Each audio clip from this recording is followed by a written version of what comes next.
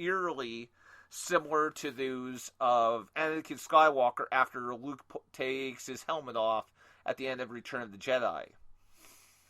What do you think about this? Could it be? Could Anakin Skywalker / Darth Vader somehow have returned to life and become Snoke? No. Straight to the point. No, here's why. We already went over this one last night. Here's why I think no. No. Yeah. Two things happen at the end, in my mind, in my book. At the end of Return of the Jedi, Luke did... Oh, a second here, Panda. There we go. There we are. We had technical difficulties. Hello, am I there? Yes, you're here. You are here. Excellent. Okay, so I'm coming back. All right, here we go. So at the end of Return of the Jedi, it's my personal belief that Luke did turn Darth back to Anakin, so to speak, that he actually went from the dark side to the light side, therefore willing to sacrifice himself to kill the Emperor to save his son. And I think at that point, the question of could he come back, he did come back, because he already came back as a Force ghost.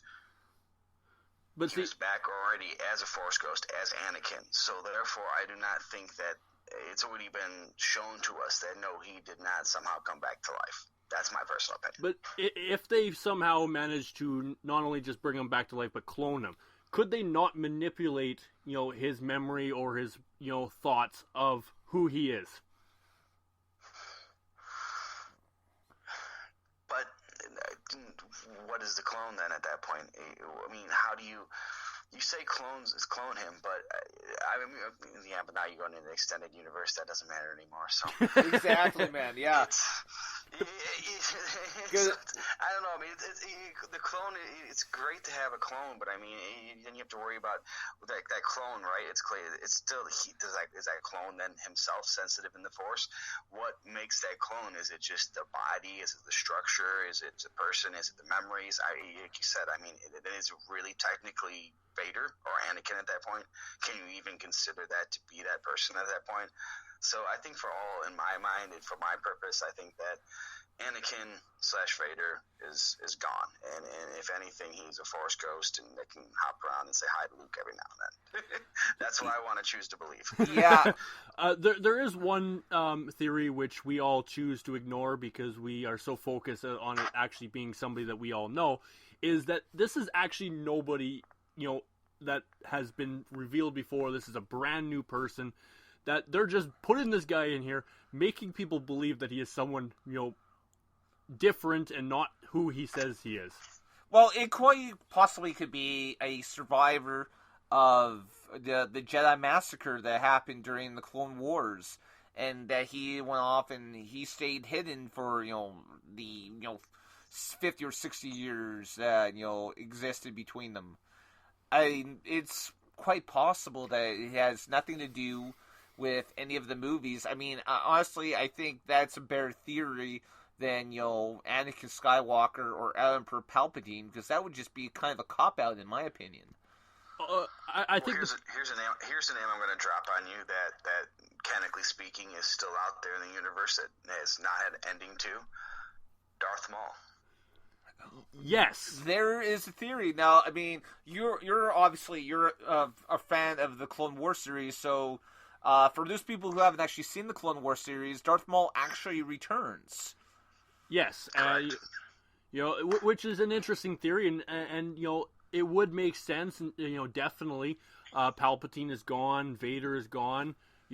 Palpatine's Padawan or whatever you want to call him could still be alive, and therefore would actually inherit, the Empire. Or the New Order. The New Order. I think there's definitely, could be some, some truth to this. I honestly, out of all the ideas, this one seems to be the most interesting to me, that I've heard. I mean, of course, he looks nothing like he did, previously, but I mean, come on. I mean, how hard would it be to go off and remove your horns and, who knows, he could have been horribly disfigured somehow.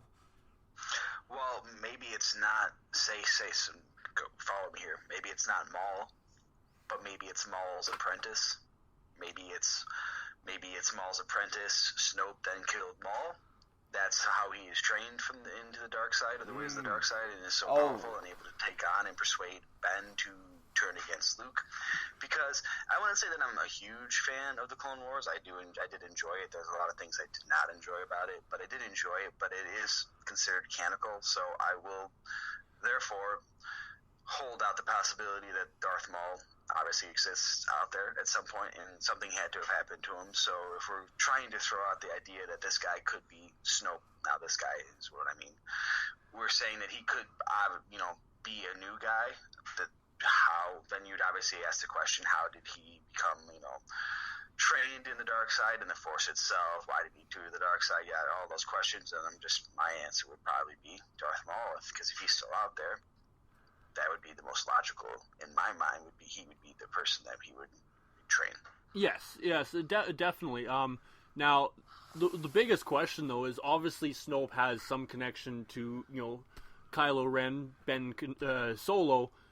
So there's got to be some reason why Snoke was able to, not just corrupt him, but turn him away from, everything that he was working towards. Because, as we saw, Ben isn't exactly completely the dark side. He is kind of right down the middle, fighting both sides. He goes off and he almost, he's almost treating it like the opposite that most Jedis have, where Jedis are fighting to resist the dark side, and he's almost, he's resisting the light side, so to speak. You can go off and you can, when he goes off and, spoiler alert, he goes off and kills his father, you could go off and you can see, for a moment there was a tinge of regret, and there was also, you could hear him sigh after he sees his father fall, and as if it's like a sigh of relief because he managed to do something he didn't think he could do. So I think I think his sigh of relief was, I agree with you. I think it was, he didn't think he could do it. I think once he did that, I think that sigh of relief was him knowing that he killed any light that he had left in him, to be honest. Because you saw something in that fight afterwards, that fight between Rey, it was Finn, Ben first, and then Ben and Rey. But during that whole fight, you saw something that I never saw in any Star Wars movie that was real dark. It was almost, I don't want to say it was scary or anything like that, but it was pretty dark and creepy. When his wound that he was bleeding from, when Chewbacca shot him after, obviously being pissed off that, how he stabbed his father through the heart, like, I'm not going to say the word, but we all know what he is. Anyways, so I feel like he was hitting that wound, and he was making himself bleed, and he wanted that anger, and he was channeling it, and where he was fighting it before, he wasn't fighting it anymore. He was letting it come, and he was letting it power him and guide him, and I think that was a very telling moment, in that he was fighting that light until he was able to kill his own father, and then the light was gone in him. I think it's just gone now. I completely agree. I wasn't a big fan of him revealing his face so often, especially so early. I agree. Star Wars is all about the mystery and, making you want more, and it just seemed like they really, maybe they revealed him being, Han Solo's son and, Leia's son as well, to hide a much, much bigger fact, for example, who Rey is, who Finn is, who Snoke is, and, all these bigger questions. So, they were hoping that revealing, who Kylo Ren was so early would kind of diminish that. Well, the thing is, the story, one of the stories in, The Force Awakens was the story of a father and a son. So it was kind of important for him to take, the helmet off for his face to be seen. I don't think it would have, been as much of an impact if he had went off and had killed Han Solo while wearing his helmet. We wouldn't have been able to look into his eyes and, to see. I think that was perfect. I have to agree with you that sorry to cut you, but did he have to do it to Rey so early? I think that it kind of diminished from that scene in my eyes, him revealing himself and him asking, what do you think you'll see behind this mask?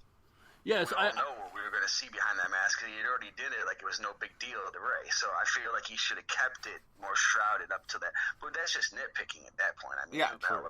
Who the hell are we?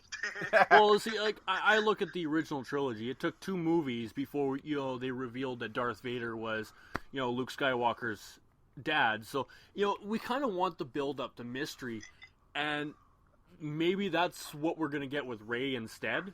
It's quite possible. Just at the end of it, I found it interesting because after he goes off and kills his father and gets, hurt by, disfigured by Rey, Rey goes off and, slices him across the face. So now he's going to have a perfect reason to keep that helmet on now. But, we hear Snoke going off and, saying, bring, Kylo Ren to me so I can complete his training. So I think the only thing that was stopping him from going off and becoming the man that he was hoping to become was, killing Han. And so, I mean, even Snoke didn't think he was going to be able to do it. No, and there definitely was a lot of, questions early on if Kylo Ren was actually the villain that we hoped he would be. I think he's going to be, Yeah, I was thankful to see stormtroopers who could shoot. Yes, I mean that was one of the biggest jokes out there, wasn't it? It definitely was. A stormtrooper that couldn't shoot was pretty normal in the Star Wars universe, and not only can they shoot now, but they have wicked electric weapons that are pretty much equal to that of a lightsaber. Yeah, exactly. I don't know. I mean, going back to Finn and kind of talking about his origin, I don't know if we necessarily need to know anything about Finn's parents. I think, he was taken from his parents as a child. I don't want, say, Lando Calrissian shows up and says, he's a Windu. Or a Windu, exactly. Go off and say, hey, you're a member of... I know it's so ridiculous, but I kind of want it to be true. And here's why. When you read about him, right? About Finn, okay? He's top of the line and all his fighting and all and strategy and technique and everything. He's able to wield that lightsaber uncannily better than most people would be able to. He's got to have some sort of connection to the Force. I'm just throwing that out there. I completely agree with that. Especially for his first time, he was able to hold his own pretty good, against that wicked dancing stormtrooper with electric weapon, which for anyone who doesn't have a connection to the Force or the Jedi or anything like that would not even be able to wield it. I'm kind of wondering, about this because I remember going through this movie back and forth, and there was parts where I thought, okay, Finn had, must have had the Force, especially after that interaction that him and Rey have after, they take the Millennium Falcon to escape those TIE fighters. You kind of get, they're both really surprised at how well, that they managed to make it through that whole thing. Yes. And so it's like, okay, there's a Force, but then at other points I wasn't sure. And, honestly, I think the only reason why, if he didn't have the Force, then the only reason why he was able to survive as long as he did against Kylo Ren was because Ren was already injured. So, but, he must have had some sort of touch of the Force, I would think. Well, anyone who has been conditioned to be a stormtrooper and, do what they do right from, almost birth, and to turn around and walk away from it, and not just walk away, but pretty much rescue a prisoner of the one the First Order. First Order, thank you. Wow, I was going to do the One Republic. Wow. Yes. I've been watching the original trilogy. Shut up. I don't want to do. It's interesting because you say the First Order, and I immediately think the Third Reich. And there's so much similarities between. Yes. I don't know about any of you two. But during the scene where the guy is doing that very inspirational German-like speech on top of the star, star killer thing, and all the stormtroopers raise their fist, I wanted to stand up in the movie theater and yell, "Hail Hitler!" All I kept thinking platoon. Yes, it had stand up. Attention. It had the